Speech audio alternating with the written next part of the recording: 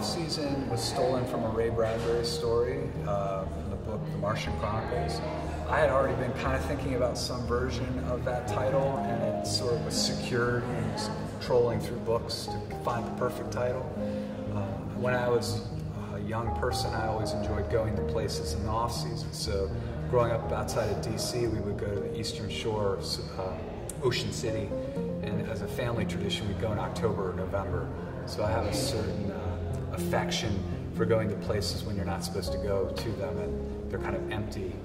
You know, the sort of signs are there and the amusement rides are closed. And I wanted a little bit of that flavor with this work.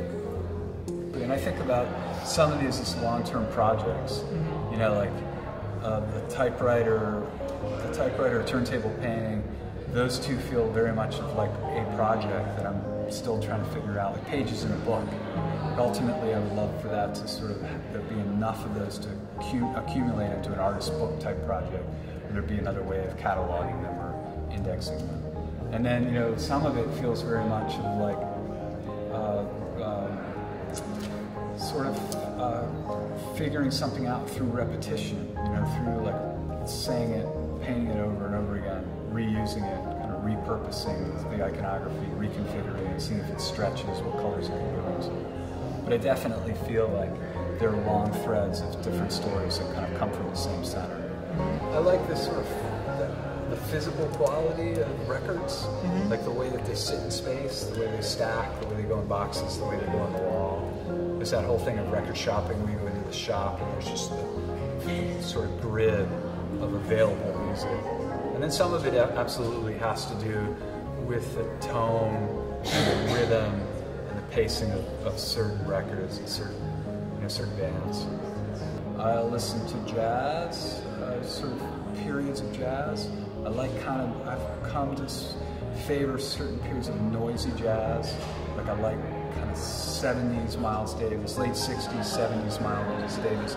But if I'm in the studio for a long stretch, I will use music to pace my workday. So I'll have certain music that I kind of listen to in the beginning, certain music I'll listen to in the middle, and then there's a sort of cleanup music. And you know, I have a thing for a lot of my music is dated with about 15 to 20 years old, and then I try to add around that. So I have a thing for like the trip hop stuff, like Massive Attack, Portishead. I like the sort of ambient thing. And then recently I just scored a bunch of used vinyl from a former student. Got a great old Al Green record. So like that was a gift, really. What do you hope Georgia Southern students take away from Off-Season?